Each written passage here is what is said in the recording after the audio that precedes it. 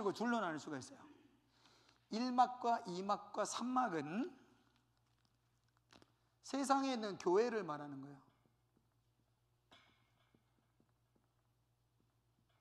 세상 속에 있는 교회를 말하고 있는 거고, 4막부터 7막은 하늘에서 일어나는 일들을 말하고 있는 거예요. 그러니까 이거를 굳이 나눈다면 욥기 11장 18절까지는요 이 땅의 교회들에게 말씀하시는 거라면, 요 4막부터 11장 19절부터 마지막까지는 하늘에서 일어나는 일이다. 자, 아까 말씀드린 것처럼 하늘에서 보여지는 환상이기는 한데 앞부분은 이 세상 속에 있는 교회들에 관한 메시지를 담고 있고, 뒷부분은 세상 속의 교회가 아니라 장차 일어날 하늘에서 일어나는 일에 관한 말씀이에요. 그러니까 이 부분이 훨씬 더 좀 신비롭고 해석하기도 어렵고 그런 부분들이죠. 자, 그래서 이렇게 7개로 나눠졌는데, 자 보세요. 1막에는 7교회가 있어요. 자, 왜 7교회를 보여주셨는가? 7교회를 붙잡고 계시는 분이 누구다? 예수 그리스도다. 이게 핵심입니다. 저 7교회에서 어떤 교회는 칭찬받고 어떤 교회는 책망받고 뭐 막 얘기하잖아요. 그런데 핵심은 이거예요. 저 교회를 붙잡고 계시는 분이 누구냐? 예수 그리스도다. 그러니까 여러분 한번 생각해 보세요. 교회가 지금 엄청난 핍박을 받고 있어요. 지금 막 죽어나가고, 성도들이 죽어나가고, 믿음 때문에 감옥에 갇히고 끌려나가고 죽어나가고 막 이러고 있어요. 그런데 야, 에베소 교회도 주님이 붙잡고 계셔. 서머나교회도 주님이 붙잡고 계셔. 그때 여러분 어떻겠어요? 요한이요, 사도 요한이 예수님을 만났던 사람이잖아요. 그리고 수없이 수십 년 동안 복음을 전했다가 핍박받아서 지금 반모섬에 유배돼 있잖아요. 그런데 요한이 뭐 걱정하겠어요? 자기 아내를 걱정하겠어요? 아휴, 이러다 죽으면 어떻게 달라나? 처자식이 있었는지 모르지만 내 처자식들은 어떡하나? 지금 그거 걱정할까요? 요한의 걱정은 교회 걱정이에요. 지금 이런 로마 정부가 아주 공권력을 이용해서 교회를 핍박하고 있어요. 자기도 지금 그 핍박에 반모섬이라는 섬에 지금 유배되어 있는 거예요. 동역자들이 걱정 안 되겠어요? 자기 제자들이 걱정 안 되겠어요? 자기가 복음을 전해서 가르쳐가지고 키워왔던 그 청년들, 내가 20년 30년 제자 훈련해가지고 교회 교인으로 만들어낸 그 교회 성도들 걱정 안 되겠어요? 요한 입장에서는 걱정 안 되겠어요? 그렇게 걱정할 때 하나님이 딱 보여주시면서 가장 먼저 보여주신 게 뭐냐? 저 7교회를 보여주시면서 그 7교회에 대해서 말씀하시기 전에 장점은 이거야. 그러니까 단점은 이거다. 이 교회의 단점은 이거니까 고쳐야 돼. 이게 핵심이 아니라 사실은 내가 그 교회를 붙잡고 있다. 걱정하지 마. 내가 그 교회를 붙잡고 있다. 이게 7교회의 메시지의 핵심이에요. 그럼 보세요. 아니, 김미애 집사님이 막 핍박받고 고난받고 막 힘들고 막 고통스러워.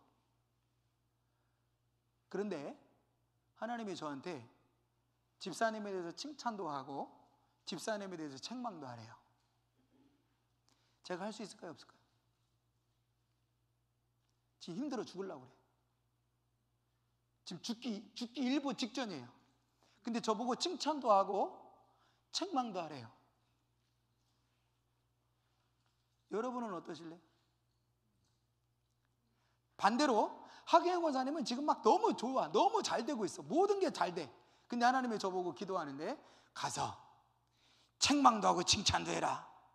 그러면 제가 어떻게 하겠어요?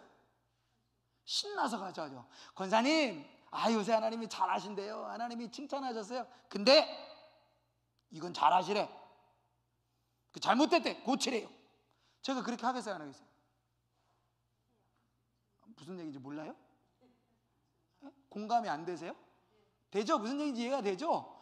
교회가 지금 막 부흥하고 막 이렇게 되면 막 하나님이 야, 이 교회는 이런 게 칭찬받을 만하다, 이거는 책망받을 만하다, 가서 얘기해라. 그러면 뭐 가서 얘기하겠죠. 근데 지금 막 죽어나가고 막 덜덜 떨고 있다니까요. 지금 교회들이 죽으면 어떡하나 하고 막 덜덜 떨고 있는데 책망하고 칭찬하래요. 아니 하나님, 아니 그냥 칭찬만 하시지, 어렵고 힘든데 위로만 하시지. 근데 7교회 보면 책망도 나와요. 근데 요한이 그렇게 각 교회들에게 칭찬과 책망을 다 할 수 있었던 이유가 뭐게요? 에? 하나님이 교회를 붙잡고 계시기 때문에. 그걸 요한이 몰랐으면 저렇게 못했다니까요. 김미애 집사님이 힘들어 죽을 지경인데 하나님이 저에게 뭐라고 말씀해요? 아, 걱정하지 마, 김미애 내가 붙잡고 있어.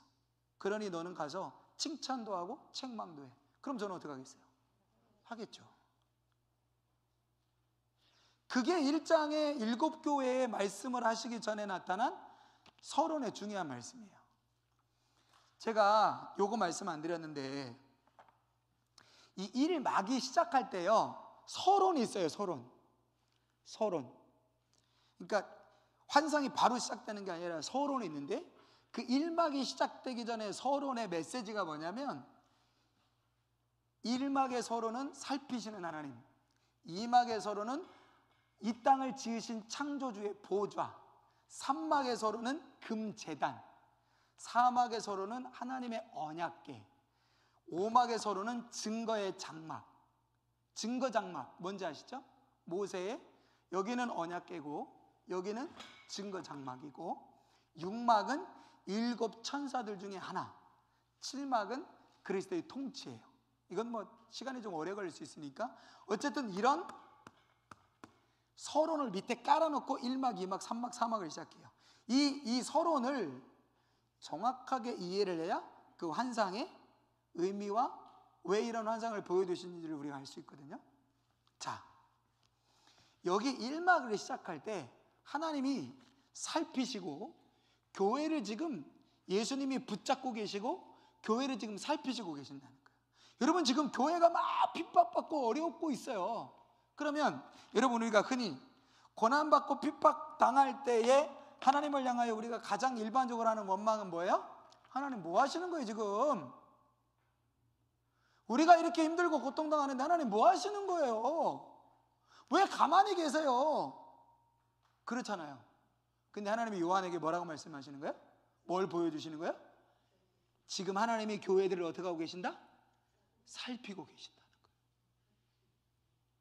하나님이 아무것도 안 하시는 게 아니라 교회를 지금 살피고 계신다는 거예요. 이렇게 주목하고 계신다는 거예요. 꽉 교회를 붙잡고 그 교회들이 지금 살피시고 계신다는 거예요. 그걸 전제로 7교회의 장점과 칭찬과 책망을 지금 쭉 말씀하시는 거예요.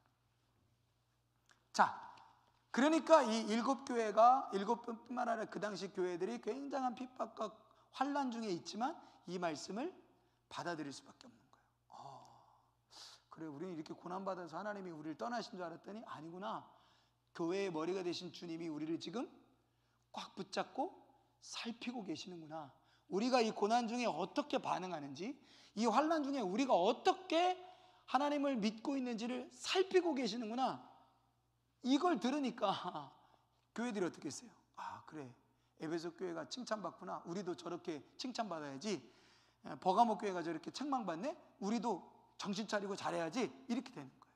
자, 두 번째가 2막인데, 2막은 7개의 봉인이 확 열리면, 하나 열리고 둘 열리고 세 열리고 네 열리고 막 이 봉인이 열리면서 흰말 나오고 붉은 말 나오고 검은 말, 정황색 말, 죽임당한 영혼들이 나오고 진노의 날이 나오고 막간이고 하늘에 고요함이 있는데, 이건 뭘 말하느냐? 감당할 수 없는, 교회가 감당할 수 없는 힘으로 지금 굉장히 큰 고난과 어려움을 당하고 있는 것을 지금 보여주는 거예요. 자, 여기는 교회들에 대해서 얘기하고 있고, 여기는 교회가 당하고 있는 굉장히 심각한 심판을 의미하는 거예요. 자, 그럼 왜 하필이면 봉인일까? 그럼 왕이 어떤 명령을 내릴 때 조서를 씁니다. 그죠? 예를 들어서 이제 제가 왕인데 에베소에 있는 교회 그리스도인들을 다 죽여라. 딱 했어요. 이걸 어떻게 되겠어요? 왕이 어떻게 하겠어요? 신하한테 줄 때 봉인을 해서 딱 주겠죠. 그러면 그 봉인의 편지를 받은 에베소 지역의 로마 장수가 왕의 편지를 딱 받습니다. 그걸 어떻게 하겠어요? 봉인이? 열어야 되겠죠. 왕의 명령이 뭔지를 알으니까 열어야 될 거 아니에요. 열었더니 뭐가 나와요? 에베소 교회 그리스도인들 다 죽여라. 오케이. 다 죽이는 겁니다. 그 지금 봉인이 하나하나 풀리는 거예요. 그 봉인이 하나하나 풀릴 때마다 교회는 어때요? 감당하기 어려운 고난과 위협을 당하는 거예요. 그 지금 이 땅에 세상 속에 있는 교회들이 어떤 어려움과 어떤 위협을 당하고 있는가 하는 것들을 보여주고 있는 거죠. 세 번째는 7 나팔을 부는 천사들이 있습니다. 7 나팔을 팍 하고 나팔을 딱 불어요. 첫 번째 천사가 와서 7 나팔을 빡 붑니다. 그랬더니 땅에 쏟아지죠. 바다에 쏟아지죠. 강에 쏟아지죠. 해와 달과 별이 3분의 1씩 빛을 잃죠. 땅에서 황충이가 막 나오죠.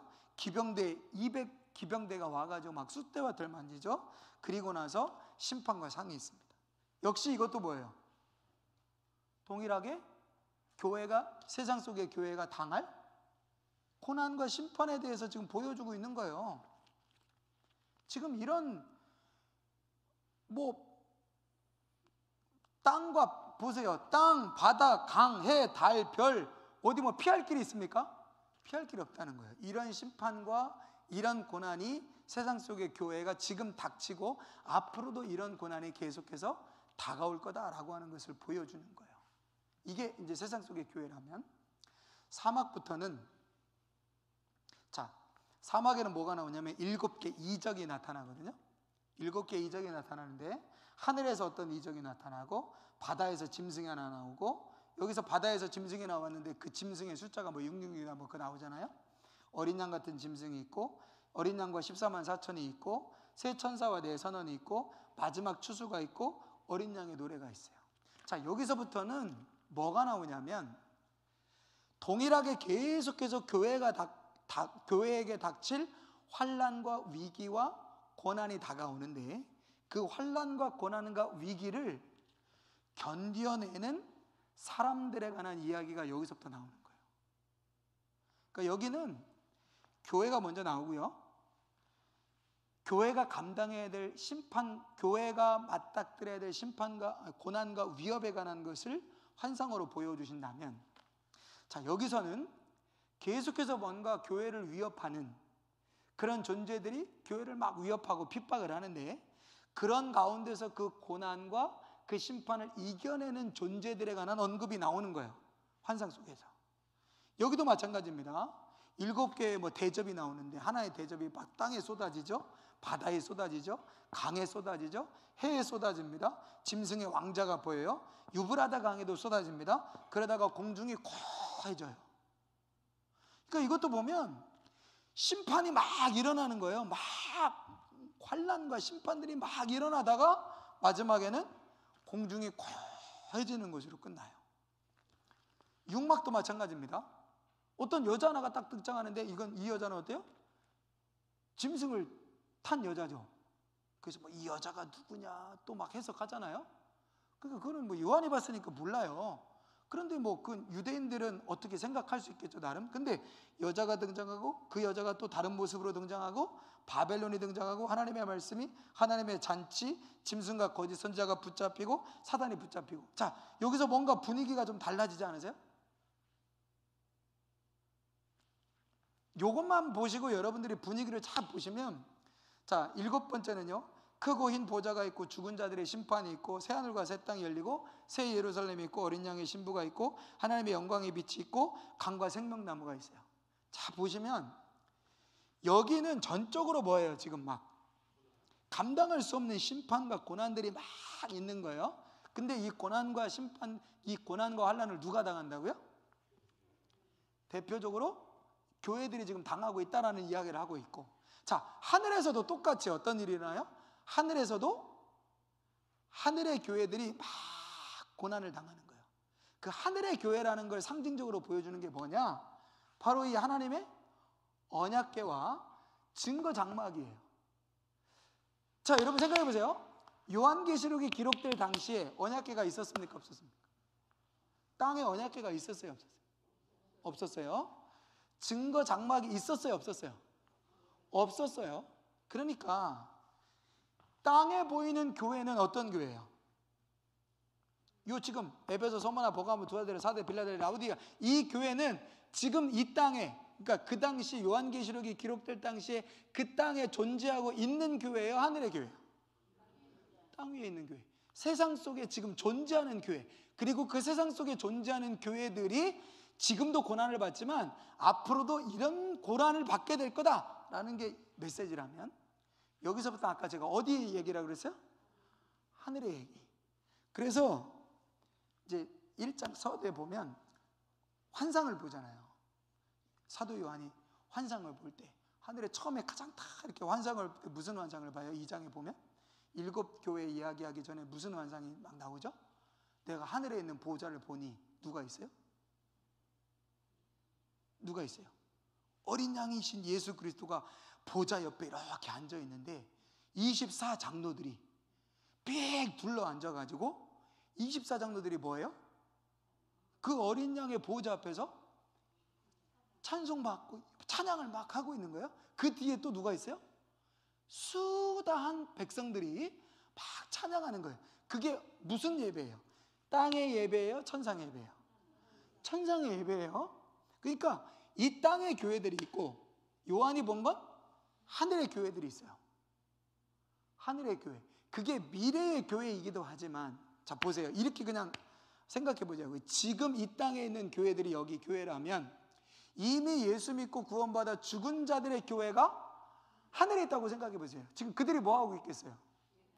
지금 하나님을 예배하고 있다는 거예요. 그러니까 하늘의 천상의 교회와 땅의 교회를, 지금 처음에는 땅의 교회, 뒤에는 하늘의 교회 있는데, 땅의 교회가 핍박을 받을 때 하늘의 교회가 핍박을 받아요, 안 받아요? 똑같이 받아요. 이게 하늘 얘기라고 그랬잖아요. 이게 하늘 얘기. 이게 하늘 얘기라니까요. 땅에 있는 저 7 교회들도 지금 고난받고 핍박을 당하지만 하늘에 있는 교회들도 똑같이 고난과 핍박과 어려움들을 당하고 있어요. 누구에게? 천상의 존재들에게 받고 있다는 거예요. 그럼 그게 무슨 얘기냐? 이제 길어질 것 같은데. 어쨌든 무슨 얘기냐? 자, 여기 뒤에 보면 여러분 그 요한계시록에 보면 무슨 얘기가 나와요? 뭐 짐승이 나와가지고 막 싸워가지고 막 하는데 결국에는 누가 이겨요? 여기 보세요. 짐승과 거짓 선지자들이 붙잡히고 사단이 붙잡혀요. 이게 땅에서 일어난 일이에요? 하늘에서 일어난 일이에요? 하늘에서 일어난 일이에요. 그리고 하늘에서 보니까 막 전쟁이 일어나는 거예요. 여기서는 땅의 교회들이 로마라고 하는 정부에 의해서 핍박을 막 받고 있고, 하늘에서도 하늘의 교회들이 공중권세 잡은 악한 어둠의 영들에 의해서 막 전쟁이 막 일어나고 있는 거예요. 그런데 누가 이긴다? 여기 보시면 앞에는 그런 얘기가 안 나오는데 여기 6막과 7막에 보시면 이게 이제 클라이막스거든요. 누가 이겨요? 보세요. 여자가 나오고 바벨론이 있는데, 바벨론이 곧 음녀다 뭐 이러면서 바벨론이 나오잖아요. 바벨론은 큰 도시다, 큰 동시다. 그런데 그 바벨론은 어떻게 돼요? 멸망당할 거라고 그러죠. 그러면서 하나님의 말씀이 있고, 야 너희들은 하나님의 잔치에 참여해라 라고 하는 잔치의 초청이 있어요. 왜 잔치의 초청이 돼요? 짐승과 거짓 선지자들이 다 붙잡혔어요. 누구도 붙잡혔어요? 사단도 붙잡혔어요. 그러니까 전쟁에서 누가 이긴 거예요? 지금 하늘의 전쟁에서 교회가 승리한 거예요. 그리고 나서 뭐가 있느냐? 크고 흰 보좌가 있고 죽은 자들에 대해서 하나님이 심판을 하시는 거예요. 살아있는 자가 아니라 죽은 자들. 그러니까 누구 어디에 있는 사람들이에요? 하늘에 있는 사람들이겠죠. 그래서 그리스도 안에서 죽은 자, 그리스도 안에서 죽지 않은 자, 이들을 심판하시는 심판의 장면이 나오고, 새하늘과 새 땅, 새 예루살렘, 어린 양의 신부가 되어지는 것, 하나님의 영광에 빛이 많은 것, 강과 생명나무가 살아나는 것, 이런 얘기가 일어나요. 그럼 이건 이겼을 때 이야기예요? 졌을 때 이야기예요? 이겼을 때 이야기예요. 자, 하늘에서 하늘의 교회가 승리했다. 그러면 땅의 교회들에게는 이게 어떤 메시지예요? 에? 에? 여러분도 이긴다는 거예요. 여러분도 이긴다는 거예요. 그게 요한계시록에 그냥 아주 단순한 메시지라고 보시면 돼요. 그러니까 왜 이런 환상들을 쫙 보여주셨느냐, 환상을 막 하나하나 해석해내고 하는 것도 중요하겠지만 지금 이 땅의 교회들이 핍박받고 있어요. 그 교회들을 예수님이 붙잡고 계시는 거예요. 의심하지 마라. 여전히 그리스도가 너희를 살피고 계시고 이 땅의 교회들을 붙잡고 계신다. 그런데 녹록하지 않을 거야. 막 심판에 몰려오고 막 감당할 수 없는 해가 빛을 잃고 막 감당할 수 없는 자연재해 같은 뭐 그런 것과 비교할 수 없는 엄청난 핍박과 박해와 고난이 올 거야. 그래도 그걸 견뎌내야 되는데 무엇으로 견뎌낼 거냐? 사막부터는 하늘에서 일어나는 전쟁을 막 보여주세요. 하늘에서 막 짐승이 막 일어나고 막 용 같은 게 막 일어나고 그래서 막 하늘의 교회들을 막 어떻게 막 집어삼키려고 막 하는데 하늘의 교회와 하늘의 영적인 존재들이 막 서로 뒤엉켜서 막 싸우고 막 전쟁을 하더니 그 전쟁에서 누가 이겨요? 하늘의 교회가 이기는 거예요. 하나님이 이기시는 거예요. 그 하나님이 이기시는 것을 다 보면서 교회가 뭘 갖겠어요? 하늘에서 이겼으니 우리도 이기겠구나. 우리도 승리하겠구나. 그 메시지를 보여주고 있는 거죠. 그러면서 중간에 무슨 얘기를 하냐면요, 교회가 궁금하지 않겠어요? 아니 그렇다면 이런 고난 안 당하게 해주시지. 아니 이런 고난을 왜 주셔가지고 우리를 힘들게 하시나? 고난 안 당하게 하시면 애초부터 이런 일 없잖아요. 왜 고난을 당하게 하세요? 이런 질문할 수 있잖아요. 근데 그거에 대해서 요한계시록이 뭐라고 말하냐면, 하나님 예수 그리스도가 통치자가 되시는데 부활하셔서 통치자가 되신 예수 그리스도의 통치를 위해서, 그 전까지는 누가 통치하셨어요? 예수님이 죽으시고 부활하시기 이전에는 누가 통치하셨어요? 에? 아니 하나님이 예수님이고 예수님이 하나님이시지만 예수님이 이 땅에 오셔서 십자가 지시고 죽으시고 부활하신 이후에 하나님이 통치자가 되시죠. 그 통치권을 누구한테 물려주시냐면 하나님께서 예수 그리스도에게 물려주시잖아요. 그러니까 부활하신 주님이 부활하시고 승천하신 다음에 하나님의 통치를 이어받아서 예수님이 통치하시는 거예요. 그 전까지는 누가 통치했어요? 하나님이 통치하셨을 거 아니에요. 엥? 예? 전능하신 하나님이 통치하시다가 예수 그리스도께서 십자가에서 죽으시고 부활하시고 승천하셔서는 이제 누가 통치하시는 거예요? 예수님이 통치자가 되시는 거잖아요. 그 예수님이 통치자가 되실 때 하나님께서 사단을 잠깐 놓아주셨대요.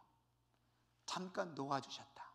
그래서 그 사단을 잠깐 놓아주심으로 예수 그리스도의 통치가 정당화되도록 하기 위해서 이 사단을 잠깐 놓아줬다는 거예요. 그 사단을 잠깐 놓아준 것 때문에 지금 땅의 교회가 뭐한다? 고통을 받고 있다. 고통을 받고 있다. 그런데 때가 되면 이 주 예수 그리스도의 통치가 하늘에서는 지금 시작됐어요. 통치가 하늘에서 시작됐어요. 하늘에서 통치가 예수 그리스도의 통치가 시작됐는데 이 하늘의 통치가 하늘의 통치로 끝나는 게 아니라 땅의 통치에 이르는 날이 올 거라는 거예요. 지금 누가 하늘을 통치하고 계세요? 그리스도가 통치하고 계시잖아요. 그리스도가 만유의 주 만왕의 왕이시잖아요. 그죠? 그리스도가 만유의 주고 만왕의 왕이세요. 그분이 지금 통치하고 계세요. 근데 그분의 완전한 통치가 지금 왔어요, 안 왔어요? 아직 안 왔죠? 그분의 통치가 완전히 오는 그날 어떻게 된다는 거예요?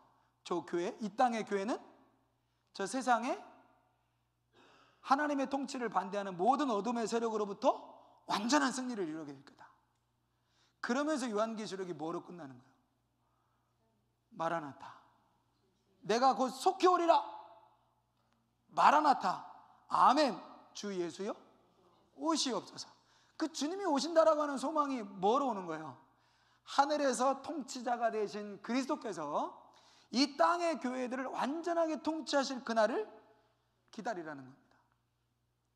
그런데 지금 우리에게는 이게 뭐 오래전 얘기지만, 여러분 이 고통받고 있는 초대교회 성도들에게 이게 얼마나 큰 소망과 위로가 있어요. 왕이 지금 죽이려고 해도 하늘의 통치자가 되신 그리스도께서 이 땅의 통치자로 오실 때 그게 왕이든 뭐든 아무 소용없다는 거예요. 그게 6이라 할지라도 인간의 생각으로는 가장 높은 숫자가 6인데 6도 무슨 숫자 앞에서는 굴복해야 돼요?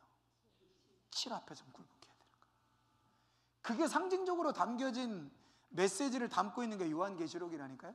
하나님은 7이시다. 세상의 가장 높은 권력이 6이라 할지라도 그 6은 7 앞에 굴복하게 될 거다. 근데 지금 잠깐은 하나님의 통치가 예수 그리스도의 통치로 넘어가면서 그 통치가 합당하도록 하기 위해서 예수님이 십자가에서 고난받으신 것처럼, 죽임당하시고 고난당하신 것처럼 이 땅에 어둠의 권세가 통치할 수 있도록 그 사단의 세력을 잠깐 풀어놓으셨다는 거예요. 그 사단의 권세를 풀어놓으심으로 인하여 이 땅에는 교회들이 고난받고 핍박받을 수밖에 없다. 그런데 그걸 인내하고 견디면 하늘의 통치자가 되신 예수 그리스도께서 이 땅의 통치자로 오실 때에 교회는 완전한 승리를 맛보게 될 거다.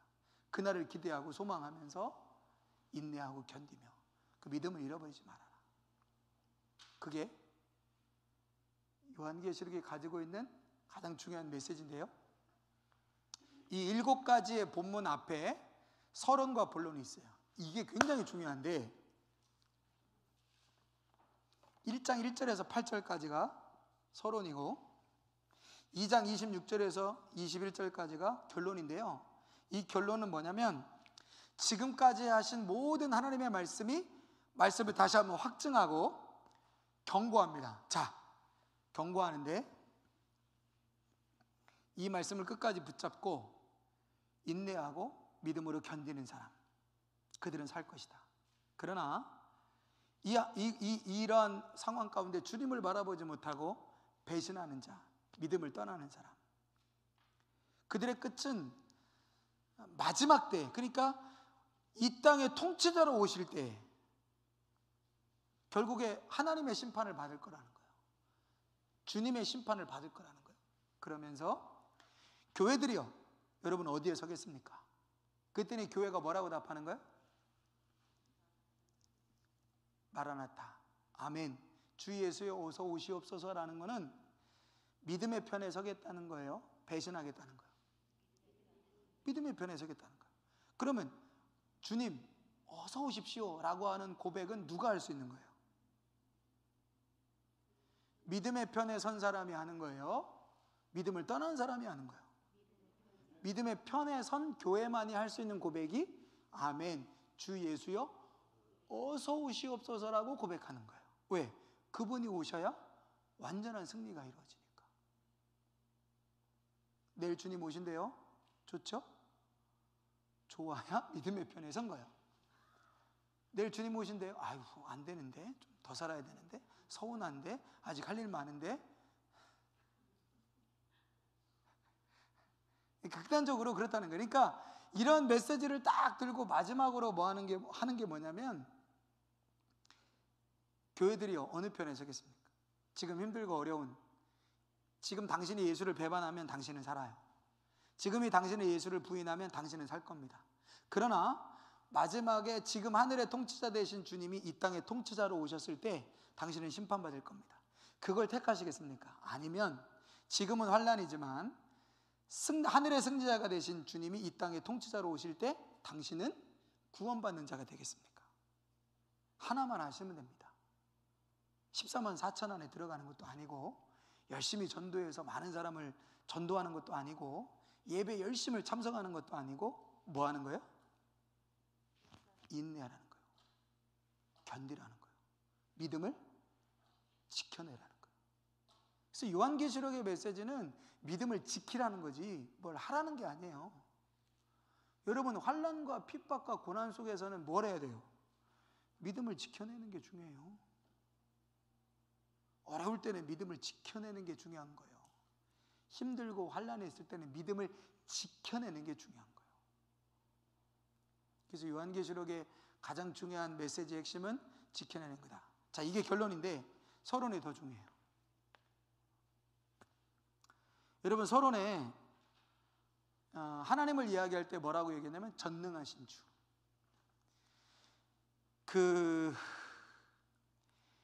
요한이요, 요한계시록을 딱 처음에 이렇게 기록하면서 하나님에 대해서 뭐라고 말하냐면 전능하신 주 하나님, 이렇게 선언합니다. 시작부터. 이 전능하신 주 하나님이라고 하는 것을 이제 헬라어로 판타크레테온이라고 얘기하거든요. 근데 이 판타크레테온, 이게 일종의 우리가 예수님의 기도, 이거를 주기도문이라고 하는 것처럼 판타크레테온이라는 건 일종의 신앙 고백이에요. 전능하신 주 하나님, 전능하신 주 하나님, 이게 판타크레테온이라는 신앙 고백인데 요한계시록의 1장 서두에 나와요. 근데 이 판타크레테온, 전능하신 나의 주 하나님이 신약 성경에 몇 번 나오느냐? 9번 나와요. 전능하신 나의 주 하나님, 이 고백이 9번 나오거든요. 요한계시록의 이 9번 중에 몇 번 나올까요? 신약 성경 27권을 통틀어서 전능하신 주 하나님이 9번 나와요. 요한계시록에 몇 번 나올까요? 몇 번쯤 나오실 것 같으세요? 예? 7번? 한 번 더 쓰셔. 8번 나와요.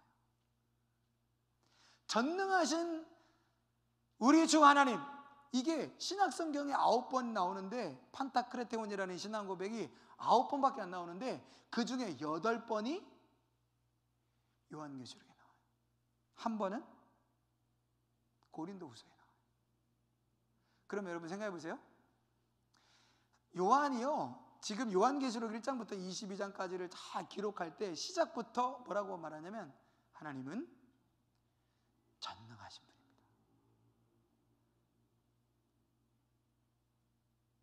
사실은 이걸로 끝난 거예요. 아니, 교회가 막 어렵고 힘들고 막 죽고 막 다치고 막, 그런데 요한이 전능하신 우리 하나님, 제가 지금부터 전능하신 우리 주 하나님이 내게 보여주신 걸 여러분들에게 말하겠습니다. 하나님 어떤 분이시래요? 전능하신 분이래요. 아니, 로마 황제가요? 그럼 죽는 거예요. 지금 이 교회들에게 있어서 가장 전능한 사람은 누구예요? 로마 황제예요. 로마 황제 말 한마디면 자기도 죽고 자기 3대, 4대, 5대, 자기 한 마을이 다 불에 타서 죽을 수 있어요. 지금 전능한 사람은 왕처럼 보여요. 근데 요한계시록의 저자인 요한은 이렇게 말합니다. 황제가 전능한 게 아니다. 하나님이 전능하신 우리 하나님이다. 그걸 1장부터 22장까지 중간에 8번을 고백합니다. 그러니까 결론으로 말씀드리면 요한계시록의 메시지는 분명하다. 그 환상이 말하고 의미하고 있는 개별적 환상의 의미를 발견하려고 하는 노력보다 요한계시록의 큰 전체의 메시지를 이해하는 것이 중요한데, 요한계시록의 메시지는 분명하다. 하나님은 전능하신 분이다.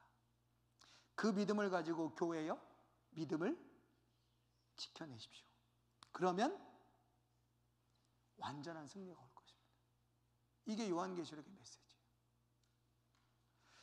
그래서 그 요한계시록의 1장에 뭐라고 하냐, 이 말씀을 읽고 듣고 묵상하는 자는 어떻게 된다? 복이 있다.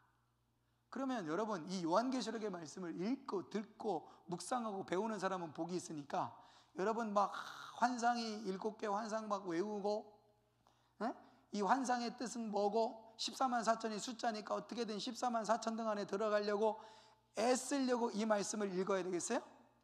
아니에요. 이 말씀을 읽을 때마다 뭘 고백하는 거예요? 로마 황제가 아니지, 하나님이 전능하시지. 세상의 권력이 아니지, 전능하신 분은 하나님이시지. 내가 그 하나님에 대한 믿음을 내가 잃어버리지 말아야지. 끝까지 믿음 지켜야지. 끝까지 그 믿음을 지키는 사람 누구에게도 승리가 있다고 했으니 이 믿음 지켜야지. 그걸 계속해서 요한계시록의 말씀을 통해서 듣고 깨닫고 배우고 알고 고백하는 사람에게 뭐가 있다? 복이 있다는 거예요. 그러니까 어떤 분들 혹시 그러실지 모르겠어요. 요한계시록 여러분 뭐 요한계시록 읽지 마십시오. 이상해집니다. 왜 읽지 말라고 하십니까? 열심히 읽으십시오. 열심히 읽다가 무슨 환상 이게 무슨 뜻인지 이해를 못하면 궁금해하고 또 알아보고 또 유튜브도 보고 그래서 누가 이렇게 이런 뜻이다. 막 열심히 배우고 왜 그렇게 하는 뜻이 아니라 그 환상 뜻 알면 뭐 하려고요?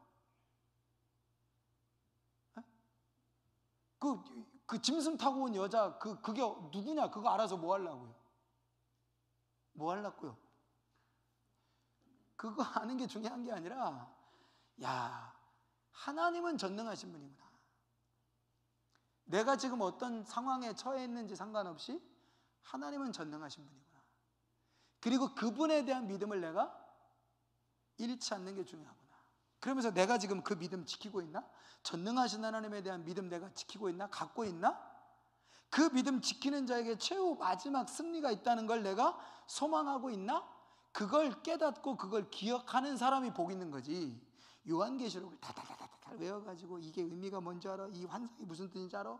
이 환상은 이렇게 해석하는 거야. 그런 사람이 복이 있다는 게 아니라 이 말씀을 통해서 하나님이 전능하심을 믿고 그 전능하신 하나님에 대한 믿음을 지키고 그래서 최후 승리가 그런 사람들에게 있다는 것을 확신하며 믿음을 지켜가는 사람에게 복이 있다는 얘기예요. 그러니까 어디가